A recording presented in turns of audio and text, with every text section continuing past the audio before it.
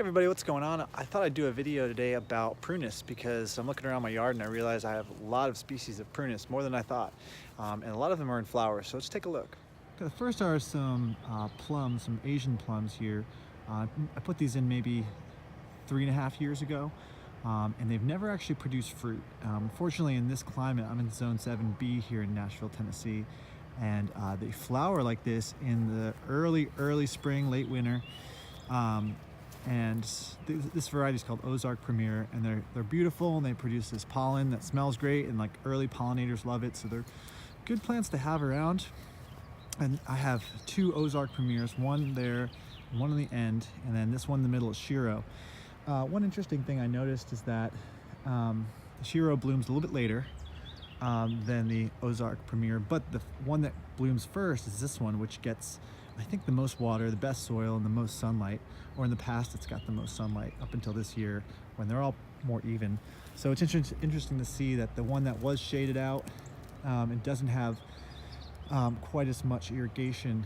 It's a little bit smaller and a little bit less vibrantly healthy, as you can see, as this one.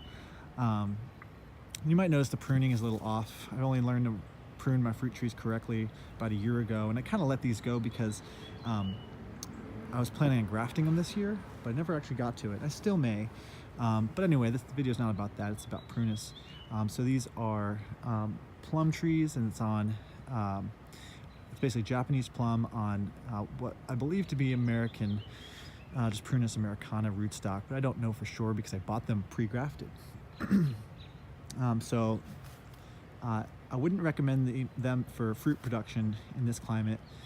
We'll see. I'll do another video update if you want to subscribe and find out if I got plums this year, because we are in like the end of the first week of March, and we haven't had a hard frost. We had a little bit of a frost last night, but they stuck around. The blooms didn't fall off, the blossoms didn't fall off, so we might be safe this year. So we might be getting some plums. We'll have to see. Let's walk around to the other Prunus over here. These are a little bit more rare.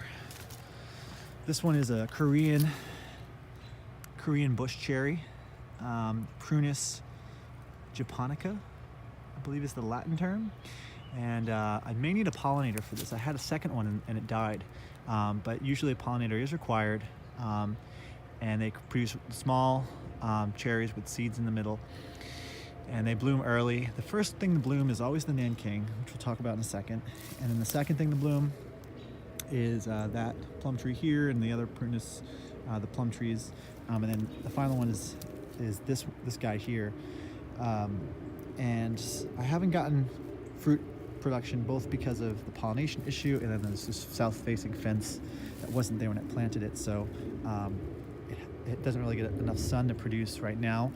But really, honestly, the big issue might just be the pollination. So, but these do propagate, so I may be able to kind of make some new plants by propagating the new growth, either by ground layering or by taking cuttings. But that alone wouldn't produce, even though it's a new plant, it wouldn't be a pollinator, like a new pollinator. I need to get another variety or just another genetically different plant to get new variation. Then Nanking, which has done well here, I had two plants.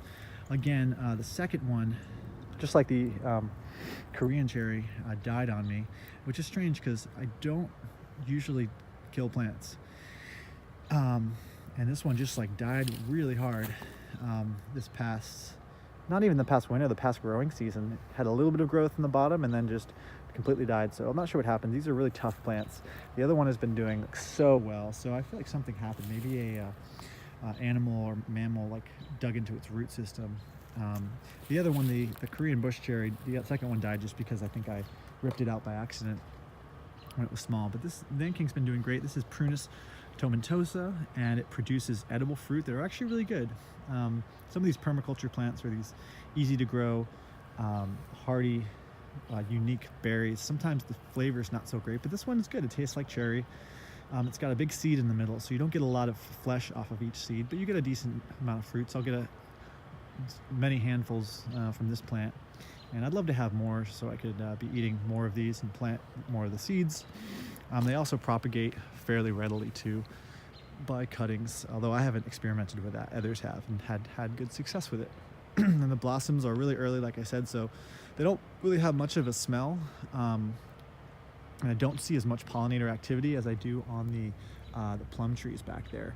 But I do see some pollinator activity. And so it's nice having some pollen early in the spring for those beneficial insects. Okay, so that's the Prunus in this area. Let's check on a few. This is an apricot. I'd love to say that I got this from a specialty permaculture style nursery, but honestly I got this from the grocery store because it was on clearance, and I thought, why not try growing some apricot. So apricot is Prunus armeniaca. I might be saying that wrong, but armeniaca, because maybe it originated in Armenia. I don't know exactly what rootstock it's grafted onto, but this variety that has been grafted is called Sweet Gem Apricot. And so this budded out just after the plum trees, and so it'll be susceptible to frost. I don't really know if I'm going to be wanting any fruit this year because I planted it last spring.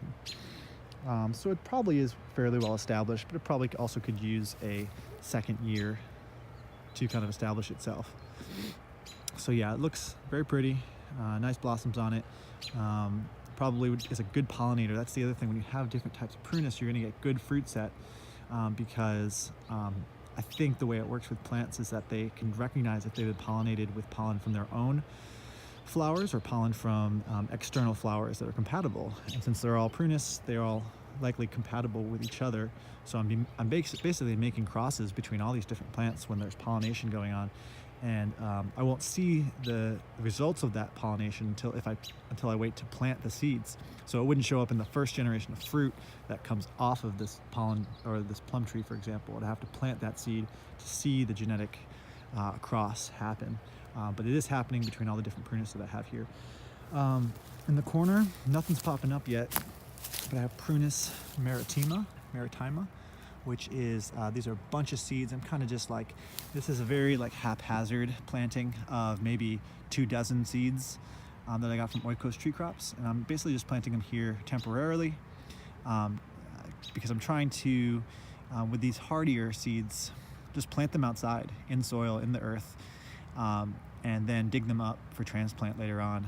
It seems like when you have a little bit of land and good soil, it seems silly to plant everything in small little pots inside and have to baby them when you can just plant them when they like being in the cold before they sprout for stratification purposes. And so we're going to do more videos on those if you want to stay subscribed to see more about the beach plum, which is Prunus maritima. It's good eating, it's native, one of the few native Prunus that we have that's edible. And I'm gonna have a lot of genetic variety because all of these have different, are all genetically different because they're all seedlings. So I'll be able to select the best varieties for flavor and for hardiness in this area. Okay, and then the last one we have is Prunus americana. This one came up from a failed graft, but I'm kind of grateful to have just the species, just like the regular Americana native Prunus. And this looks a little strange. I clipped this off earlier because I was trying to train it to see if it would ground layer, because I was hoping that Prunus or this rootstock would ground layer, because then I could like propagate it out and then graft onto it, so I could turn this into a bunch of different other Prunus rootstock. It didn't work. Maybe there's a better way that I don't know of, but just burying it in wood chips and like soil here didn't do much, even for like a full growing season. I never saw one little bit of root. And this method does work on other plants, but doesn't seem to work for Prunus. So that's why it looks kind of gnarled. But one thing you'll notice is that this looks very different from the plum trees in that it's not flowering. And so I think the Prunus americana in its DNA has experienced quite a bit more cold winters like this, and has selected for the gene to wait longer before flowering out, because if it flowers too early, it won't be propagated in the wild, and like all of the evolutionary past, it wouldn't have survived. So as opposed to like the Japanese plum, which evolved in other places, the Americana evolved here, and therefore is more well adapted to wait to flower. And this won't really, this probably will make fruit on it, but not this year, and probably not very great tasting fruit. I'll have to graft onto it if I want good tasting fruit. But hey, I mean, it's going to turn into a native tree, so that's going to be good in either case. And I'd love to find a way to propagate this into more rootstock that I can graft onto. So that's my observations for Prunus, you guys. Thanks for watching. If you have any questions, post them in the comments. And I'd also love to hear your suggestions for grafting on these Japanese plums. I love something that's edible but also native. So we're looking at, you know, sand cherries, and which actually might not be native, but Chickasaw plum and various other native plums, which might be a good idea. It's a little silly to graft onto grafted varieties, native varieties, but hey, I kind of want native trees going on. So if you have any ideas there, let me know in the comments. Thanks for watching.